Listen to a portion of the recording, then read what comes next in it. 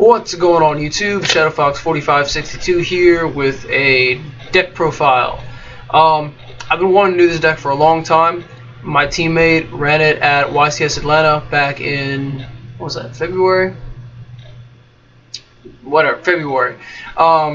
He actually made someone rage quit with it. Basically, the guy tried to Solemn Judgment something, I think it was a Battle Fader, and what happened was the judge ruled that you can't Battle Fader, or can't Judgment Battle Fader. So the guy gets up, leaves his deck, and like rage quits and walks off like screaming and stuff. It's really funny. So anyway, so yeah, the deck I'm going to be doing today is called Final Countdown, and it's a 42 card deck right now, or 43, I can't remember. I don't have a side deck built for it yet, but this is my own little build, and this is what I'm probably going to be playing for the next YCS that comes up on the East Coast. So start out with 3 Battle Faders. Battle Faders, in my opinion, they weren't run. I don't think they were run in the deck that topped in what was it, YCS Philly. But I love these. They replaced my Wabakus. I don't run them just because Battle Faders are a lot better. They stop the entire battle phase. Your opponent, like, you get a free monster, and there's not really anything they can do against this aside from warding. The second card is 3 cardies.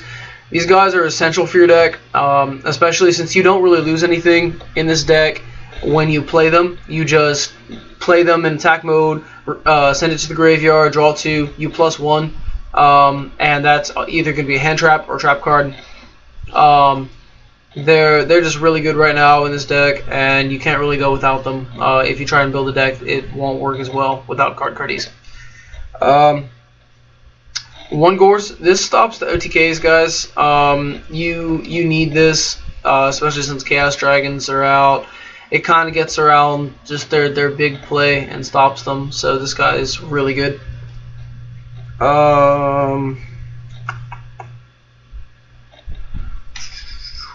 Once again, this guy just searches out like your Cardie or your Swift Scarecrows or whatever else you want to get.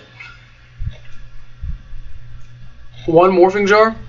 If you get heavied or something, or your opponent's playing out of a lot of your traps and hand traps and stuff, you need to replenish your hand. That's what this guy's for, and this is what Cardie does very well.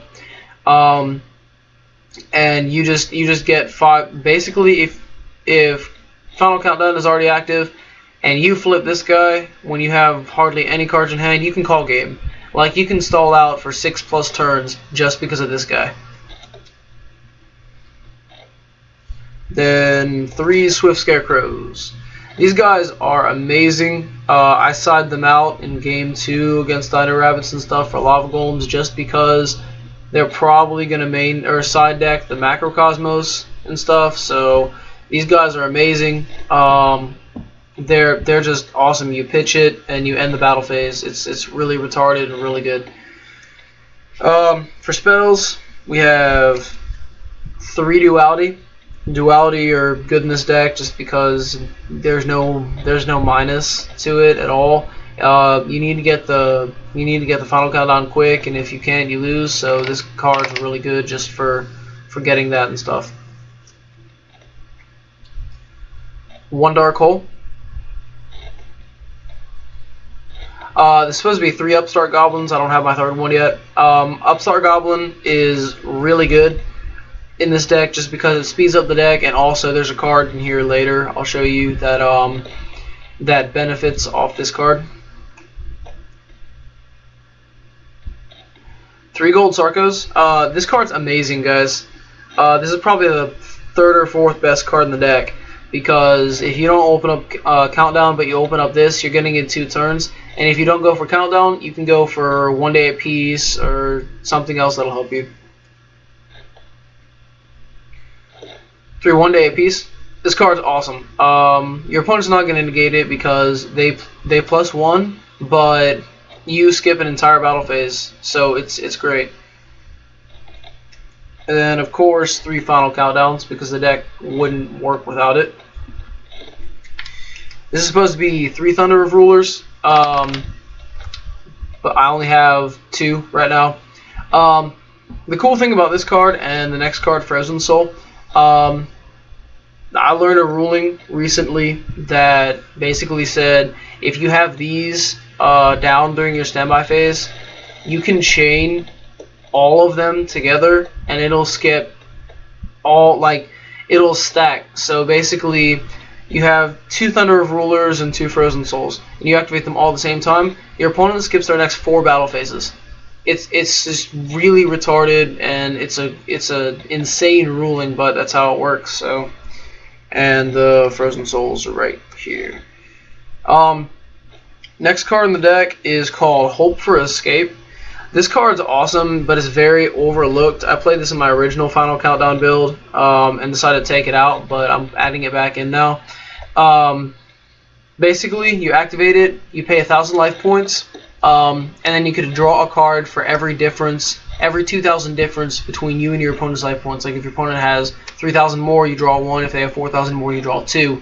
So it's just it's kind of like a weird card-cardie or an Upstart Goblin, but it really helps just maintain hand presence, because that's so important in this deck. And you have to be really good playing Final Countdown nowadays, guys, because with 3 MSTs, they're going to try and bait you to set just 1 card with no hand traps, and then they're going to activate MST during end phase, and then they can OTK you. So it's really bad to not have hand presence or at least 2 or 3 back rows, and you can't really maintain both unless you run this card. And then, last but not least, 3 Threatening Roars. It's just you know, a standard staple in the deck. So yeah, that's pretty much it. I'm gonna be running this probably when another YCS comes to Charlotte, Orlando, or Atlanta, and hopefully I'll do as good as that other guy did. And yeah, so just leave a comment below, telling me what you think of the video, what you think of the deck, what I should change. Should I put the Wapakus back in, or should I just leave them out or take something out for them? Also, rate the video or like the video and subscribe, because subscriptions are awesome. If you sub to me, I'll sub to you, and it'll make everyone happy. So, alright guys, until next time, peace.